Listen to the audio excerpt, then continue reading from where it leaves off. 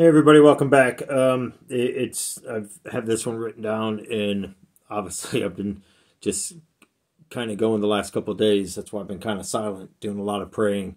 The one video that's going to be uploading, I'm going to call it, put Jackie's name on it. She gave me permission, but whichever video comes up soon, I've been in a lot of prayer over a lot of things over the weekend. But anyways.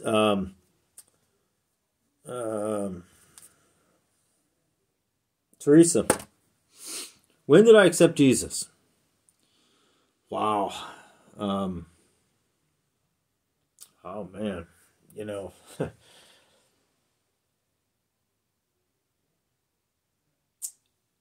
I guess I'm going to give you this answer. When did I finally allow him to take the pen and give it back to the Father?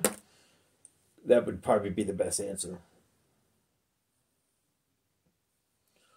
Because if you want to go to the fact when I finally accepted him into my life, but I didn't really give him full control over my life, that's why I'm saying this is a kind of double, it's like one of those things, how do you answer it without giving you both answers? If I have to say that I finally allowed him into my life in about, I was able to sit down and talk to him, per se, without anything else, and really, truly go back into 100% seeking. I would have to say it was about 2000, end of 2010 into 2011. But when did I give total control? When the incident happened later on that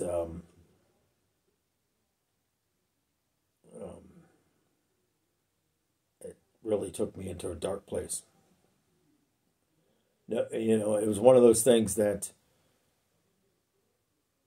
when you go through life and you try to seek and try to change something, and you don't want to go back into your own thoughts and how to change something, how to do something, because that never works. Without Jesus, you just can't really do it. I mean, you're powerless. I mean, you can go into the demonic realm and try to change things, but it never works either. Trust me. So I guess that's the best way to answer that question. Is that's when I've really started digging back into the Bible and trying to have my life changed and allowing him in, but I didn't allow him all the way in because I still didn't trust him. Because even going back into churches and still seeing a demonic home and demonic activity happening, it was difficult. I mean, I walked in this house and I felt hatred. I mean, I would have visions of things that was going to happen by my hands, and I would just walk outside. Because outside I felt peace. Inside, the demons were all over. And, I would hear the demons say, get them out of your house. So, it was a struggle. I mean, it's like deja vu. It brings that scared little boy back. But at this point, I know the devil very well, and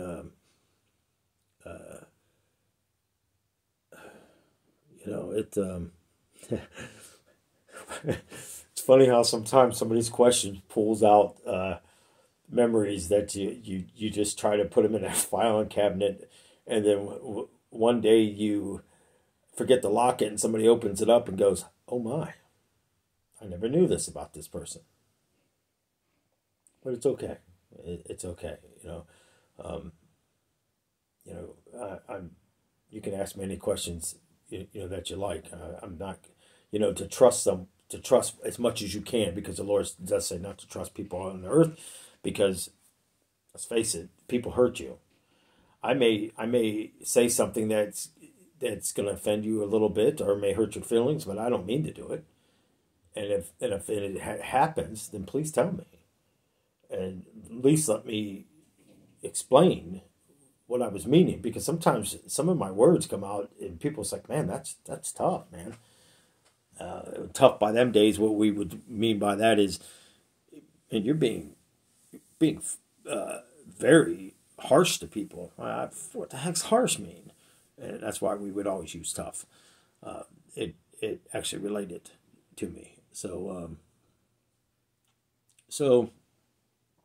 I would honestly say I went through a bunch of up and downs from the time that I allowed him, and then I said the prayer and I got rebaptized. I was baptized once before, but stupid kid. Everybody else did it, and you got a great lunch afterwards, man. I was thinking I'll do this every week, which I did talk about on one other video, but it wasn't from the heart. It wasn't, I didn't know any better. I mean, would I have done it then? Probably not. To be honest, I probably wouldn't have, because I've never been fake. I don't do stuff just because everybody else is doing it, And I know a lot of people may watch these videos and go, "For real, man? I mean, how did you end up doing all this stuff?" There was no peer pressure. Nobody could peer pressure me in anything, because if I didn't want to do something, I wouldn't do it. And that's how it was. I mean, I had enough strong will that I could walk away from alcohol. I walked away from drugs. I walked away from a lifestyle that was handing me money like crazy, and I knew the consequences that could come from it. But the crazy thing is, the mutual respect when I said, I'm done, I'm done, man. I can't do no more of this. It's all right, man. Go ahead.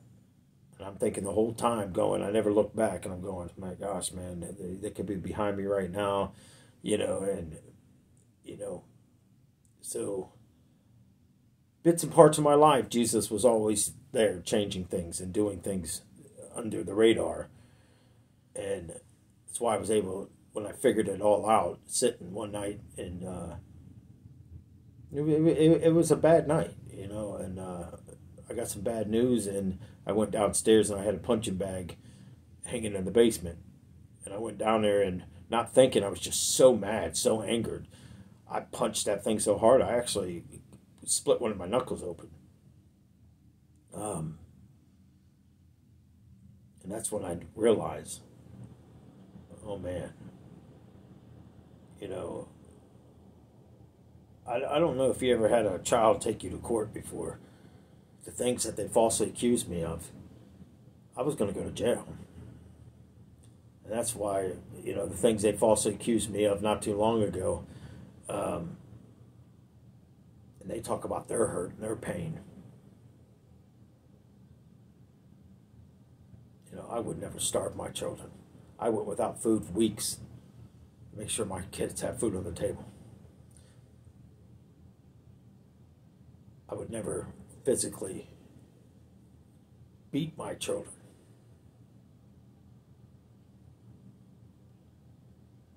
Let alone touch one of them in an inappropriate way. I would die and take my life before I would do something as sick, twisted as that. Hell's full of places of people like that. I've seen what they do to them. You really think I would do something like that? I mean, this is the stuff people have accused me of. I've been in some dark places, people, and I've done some wicked stuff, but I would never do nothing like that. So then I questioned Jesus that night, and I said, well, why? Why does this stuff happen? Are you truly this loving Lord that everybody talks of? I mean, I knew him as a child because I had my grandmother gave me this little glow-in-the-dark little figure of Jesus. It was like all white, but he had brown hair and stuff like that. But the thing was glow-in-the-dark. You know how that glow-in-the-dark things seem to be a funky color? And I'd stick it under my bed at the head of the bed. When the demon would come out of the closet, I'd just slide up underneath the bed. But isn't it funny, without that glow stick, the glow man I called him, per se, under there, and I had my army men and my Han Solo and Chewbacca, I'd sit under there every night because most of the time I played with them during the day. I wouldn't go under that bed during the day. Something really, if a toy or something rolled under there, I would not go under there. When I went under there at nighttime is when I'd move stuff and throw it on the top back of my bunk, well, my bed. So you got to understand, it was a rocky road, that battle, me giving up control to him. It took a while. So it's kind of hard to really ask when, but I would say that was the start. And then over the years, I found his love when I hit another bottom.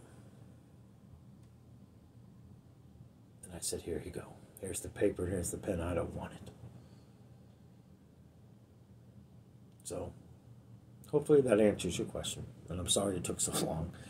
And I honestly do apologize to you. I mean, but I thank you for your patience. And I thank you for being a part. And most of all, I thank you for, if you're even still watching these videos, I don't know. But all of you, whoever comes across this, I really do thank you all for, even though I do get a lot of judgment, but thank you. Cherish your family.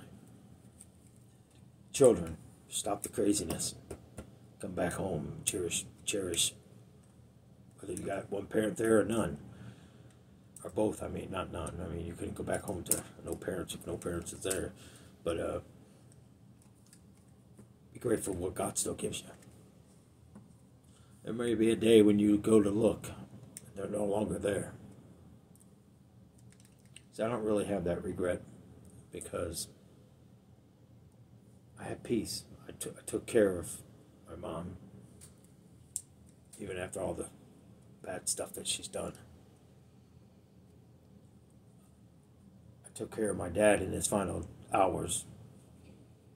Even all the bad things that he'd done.